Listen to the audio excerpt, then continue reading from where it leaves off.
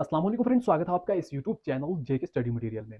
आज का video 10th class के स्टूडेंट्स के लिए है, जो भी जेके बोर्ड के स्टूडेंट्स हैं मार्च अप्रैल में जिनका एग्जाम यहाँ पर होने जा रहा है। बहुत स्टूडेंट्स को यहाँ पर कंफ्यूजन है कि हमें जो सिलेबस डिलीट हुआ है तो कौन सी एक्सरसाइज हमने पढ़नी है, कौन सी छोड़नी है। तो मैं आपको यहाँ पर डिटेल में समझाऊंगा कि आपका यहाँ पर लास्ट 30 डेज के लिए क्या स्ट्रेटजी रहेगी, क्या कुछ पढ़ना है, कौन कौन सी एक्सरसाइजेज आपने पढ़नी है, कौन सी एक्सरसाइजेज अब आपने बिल्कुल नहीं पढ़नी है। जो एक्सरसाइज जो टॉपिक मैं यहाँ पर मेंशन करूंगा, जो बताऊंगा वही आपने पढ़ना है। जो नहीं मेंशन करूंगा कमेंट करने की जरूरत नहीं है कि ये है या नहीं है, तो इसका मतलब यह है कि वो नहीं है।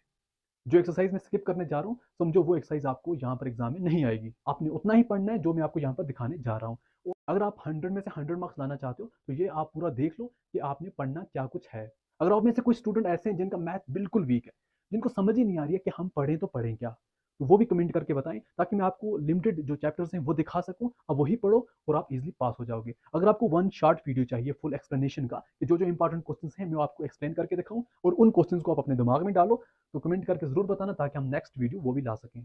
तो सबसे पहले हम पेपर पैटर्न डिस्कस करते हैं कि आपका पैटर्न जो है वो किस हिसाब से होने वाला है। और हार्ड्स क्वेश्चंस के बारे में बहुत स्टूडेंट्स को डाउट्स है, तो वो उनका क्या सिस्टम है, understanding questions, hards questions, application based questions, वो मैथ में कैसे आएंगे। तो ये चीज़ें हम पहले ही क्लियर कर देते हैं, फिर मैं आपको पूरा डिटेल में सिलेबस बताऊंगा एक्सरसाइज वाइज कि आपने पढ़ना क्या है, छोड़ना क्या है। देखो, आपका जो पेपर पैटर्न है 2024 मार्च अप्रैल सेशन के लिए, आपको सेक्शन ए में 20 क्वेश्चंस पूछे जाएंगे जो आपको 1 मार्क्स वाले होंगे। तो टोटल आपको 20 मार्क्स बनेंगे। यहाँ से जो आपको क्वेश्चंस पूछे जाएंगे वो आपको सिंपल एमसीक्यूज होंगे, कोई क्वेश्चन आपको सॉल्व करना पड़ेगा, कोई आपको ऐसी सिंपल डेफिनेशन होगी। तो ऐसी ऐसी बेसिक चीज़ें पूछी जाएंगी। फिर आपको सेक्शन बी 6 क्वेश्चन होंगे, हर कोई क्वेश्चन 2 मार्क्स का होगा। यहाँ से आपको 12 मार्क्स बनेंगे। तो फिर आपका सेक्शन सी जो है उसमें 8 क्वेश्चन होंगे, हर भी क्वेश्चन 3 मार्क्स का होगा।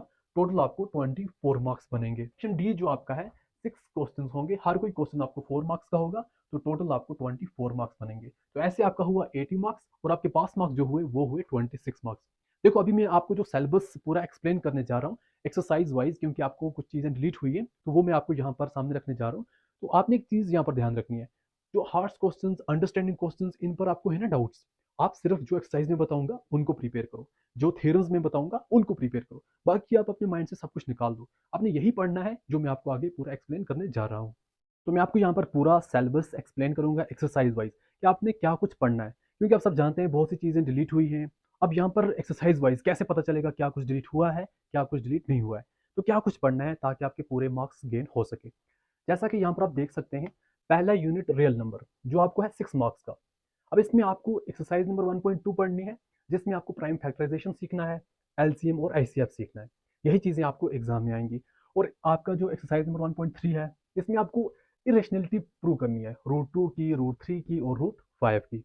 फिर आपको सेकंड यूनिट आता है एल्जेब्रा। एल्जेब्रा में आपको टोटल 4 यहाँ पर चैप्टर्स हैं, polynomial, pair of linear equation in 2 variable, quadratic equation और एपी। पॉलिनोमियल में आपको एक्सरसाइज नंबर 2.2 पढ़नी है, जिसमें आपको जीरोस ऑफ पॉलिनोमियल और relation between zeros and coefficient ये चीजें सीखनी है। फिर आपका यहाँ पर pair of linear equation in 2 variable आ जाता है। इसमें आपको एक्सरसाइज नंबर 3.2 स्टडी करनी है, ताकि आप बेसिक सीख सको। और एक्सरसाइज नंबर 3.3 सब्स्टिट्यूशन मेथड के लिए, और एक्सरसाइज नंबर 3.4 एलिमिनेशन मेथड के लिए। और यहाँ पर आपको सिंपल सिचुएशंस प्रॉब्लम भी आएंगी। अब जैसा कि ये 2 मेथड्स आपने सीख लिए, अब इन्हीं मेथड का यूज करके आप सिंपल सिचुएशंस प्रॉब्लम भी सॉल्व कर सकते हो। जैसा कि एग्जांपल के तौर पे मैं आपको एक सिंपल सिचुएशन प्रॉब्लम समझाता हूँ, जैसे 5 year ago Noori was thrice as old as Sonu after 10 year. तो ऐसे ऐसे क्वेश्चन जो आपको आते हैं इनको हम बोलते हैं सिंपल सिचुएशंस प्रॉब्लम। फिर आपको यहाँ पर जो क्वाड्रेटिक इक्वेशन है उसमें बेसिक नॉलेज होनी चाहिए कि क्वाड्रेटिक इक्वेशन क्या चीज़ है, उसके बारे में। एक्सरसाइज नंबर 4.2 जिसमें आपको फैक्टराइजेशन सीखनी है, 4.3 जिसमें आपको क्वाड्रेटिक फार्मूला जो है वो यहाँ पर अप्लाई करना है on question number 2। And exercise number 4.4 में आपको नेचर ऑफ रूट्स, और इसमें भी आपको सिचुएशनल प्रॉब्लम्स भी आएंगी। जैसा कि एग्जांपल के तौर पे find two numbers whose sum is 27 and product is 182, ऐसे क्वेश्चंस। एपी में अर्थमेटिक प्रोग्रेशन में 5.1, ताकि आप थोड़ा बहुत अंडरस्टैंड कर सको एपी को। इन 5.2 इनर टर्म एंड डेरिवेशंस के लिए, और 5.3 सम ऑफ फर्स्ट इनर टर्म। तो ये चीज़ें आपने एपी में सीखनी है। तो यहाँ से आपके 20 + 6 26 मार्क्स हो जाएंगे। यूनिट नंबर 3 कोऑर्डिनेट ज्योमेट्री, जो आपको 6 मार्क्स का है, जिसमें आपने सिर्फ 2 एक्सरसाइज पढ़नी है। एक्सरसाइज नंबर 7.1 डिस्टेंस फार्मूला, और एक्सरसाइज नंबर 7.2 सेक्शन फार्मूला। अब हमारा फोर्थ यूनिट है ज्योमेट्री। ज्योमेट्री है 15 मार्क्स का, जिसमें आपको ट्रायंगल और सर्कल 2 यूनिट प्रिपेयर करने हैं। जैसा कि ट्रायंगल्स में जो आपको फोकस रखना है 2 थ्योरम्स हैं। पहले आपको बहुत थ्योरम्स होती थी, अब वो डिलीट हो गई हैं। जैसा कि थ्योरम 6.1, थ्योरम 6.2, और इसके साथ इसकी एक्सरसाइज 6.2। ऐसे ही आपको थ्योरम 6.3, थ्योरम 6.4, थ्योरम 6.5 और इसके साथ इसकी एक्सरसाइज 6.3। बस ट्रायंगल्स में आपने इतना ही प्रिपेयर करना है। सर्कल में आपको थ्योरम 10.1, 10.2 और इसकी दोनों एक्सरसाइजें जो है वो अच्छे तरीके से समझनी है। ट्रिग्नोमेट्री सब बोल रहे हैं टफ है टफ है टफ है, यार इसमें कुछ पढ़ना ही नहीं है, सिर्फ बेसिक नॉलेज गेन करनी है और उसके बाद पूरा आपका जो ट्रिग्नोमेट्री 12 मार्क्स का है वो कंप्लीट हो जाएगा। देखो इसमें आपका पहला यूनिट है इंट्रोडक्शन टू ट्रिग्नोमेट्री, एंड इसमें आपको एक्सरसाइज 8.1 पढ़नी है, एंड जिसमें आपको trigonometric ratios of acute angle at right angle triangle है। फिर आपको एक्सरसाइज नंबर 8.2 पढ़नी है, एक्सरसाइज 8.3 जिसमें आपको ट्रिग्नोमेट्रिक आइडेंटिटीज वगैरह कंप्लीट करनी है। फिर आपका नेक्स्ट इसी का जो है ट्रिग्नोमेट्री का second unit application to trigonometry आता है, इसको हम हाइट एंड डिस्टेंस भी बोलते हैं। इसमें सिर्फ एक ही एक्सरसाइज पढ़नी है आपने, वो है 9.1, बस उससे ज़्यादा कुछ नहीं पढ़ना है। नेक्स्ट यूनिट मेंसुरेशन में आपको 10 मार्क्स हैं, जिसमें आपको सिर्फ 2 यूनिट हैं, एरिया रिलेटेड टू सर्कल और सरफेस एरिया एंड वॉल्यूम। बहुत स्टूडेंट्स बोलते हैं ना सरफेस एरिया एंड वॉल्यूम बहुत टफ है, सरफेस एरिया एंड वॉल्यूम बहुत टफ है, यार इतना टफ नहीं है।